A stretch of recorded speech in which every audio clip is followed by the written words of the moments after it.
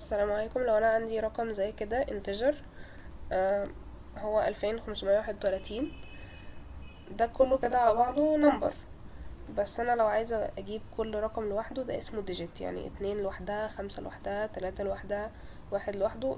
كل رقم من دول اسمه ديجيت. اوكي. طيب انا لو عايزة اجيب اخر ديجيت بس اللي هو الواحد، بجيبه ازاي؟ هعمل مثلا متغير اسميه last digit. اوكي.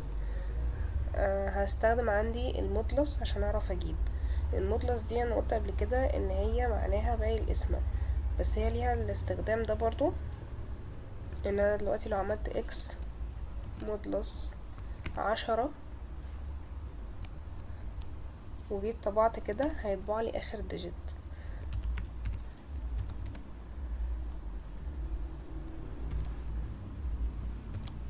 طبعت كده. اوكي. كنترول F5،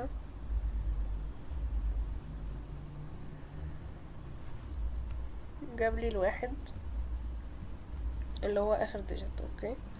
طيب ايه اللوجيك بقى ورا الموضوع ده؟ المودلس 10 معناه باقي قسمة الرقم بتاعي ده على 10. طيب انا لو قسمت الرقم بتاعي على 10 هيكون بيساوي 253.1.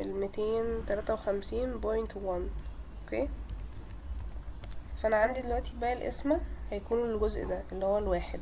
فانا لما بقوله باقي قسمتي على 10، وده طبعا مش هيكون رقم صحيح، هو هيكون جزء من 10 فباقي قسمة.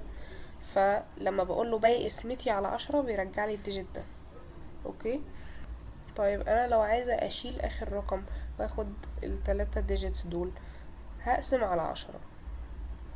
بما ان انا انتجر شغالة انتجر فما فيش كسور فيها، فانا لو قسمت عليها اخر ديجيت هيبقى جزء من 10، فبالتالي هيتشال ان هو تلقائي هيشيل الجزء من 10 لان هو بيتعامل مع ارقام صحيحة بس.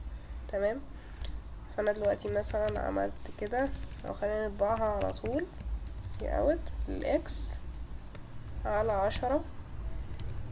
خلونا نعمل ده كومنت، كنترول F5،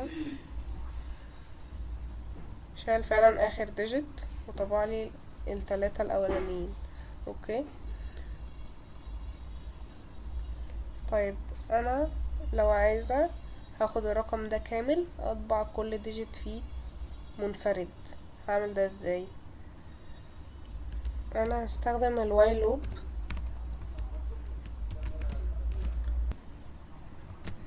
وانا معنى ان انا حطيت اكس بس كده يعني الاكس نوت ايكوال للزيرو، هي بتساوي برضو لو انا عملت كده نوت ايكوال زيرو. اوكي. فانا هعمل ايه دلوقتي؟ هقول سي اوت الاكس مودلس 10. اوكي. او خلينا باك سلاش ان. وبعد كده عشان اضمن ان هو هيجيب لي الواحد وبعد كده ما يرجعش يجيبه تاني، فانا هعمل ايه؟ هطيره، محتاجة اطير اخر ديجيت ده. فانا هعمل الاكس بتساوي الاكس على 10، او زي ما اختصرناها قبل كده ان انا ممكن اعمل ايه كده. اوكي. طيب هنعمل رن كده، طبعا لي فعلا الواحد لوحدها، التلاتة لوحدها، الخمسة لوحدها، الاتنين لوحدها. طيب انا لو خدت بالي هو تقريبا عامل لي ريفرس، يعني هو طبيعي لي من ورا لحد قدام. مثلا هعمل end reverse set number. اوكي. اخزن فيه الرقم ده بعد ما هيتبدل الريفرس نمبر، هضربه في 10 وبعد كده اجمع عليه الديجيت اللي جايلي. اوكي. طيب ايه اللوجيك بقى ورا الموضوع ده؟ ان انا دلوقتي اول حاجة الريفرس نمبر ده خلينا نسويه هنا بزيرو. دلوقتي هو بزيرو، لو انا ضربته في 10 فمازال بزيرو. هاجي اجمع عليه اول رقم جايلي اللي هو الواحد. اوكي. وهشيله من هنا، فبقى عندي 253. بعد كده هاجي في الاتريشن التانية من اللوب هعمل ايه؟ هيبقى عندي واحد، هضرب الواحد في 10. ليه بضرب في 10؟ عشان لما اجمع عليه يبقوا جنب بعض، ما كنش بجمع على الرقم نفسه، لا انا بضربه في 10، فبديله مساحة، بديله خانة جديدة. يعني انا دلوقتي بقى عندي واحد، فما ضربته في 10 بقى 10، فالزيرو ده اداني خانة جديدة اقدر احط فيها الرقم 3 اللي هيجيلي من المودلس.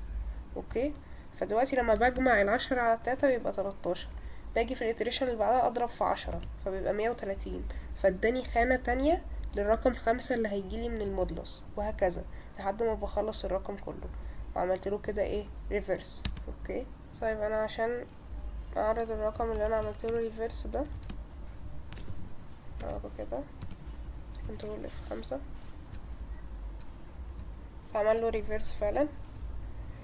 اوكي، انا كده خلصت فيديو النهارده. لو محتاجين اشرح حاجه معينه بعد كده في الفيديوهات الجايه اكتبولي في الكومنتس، متنسوش تعملوا لايك وتشتركوا في القناه. سلام.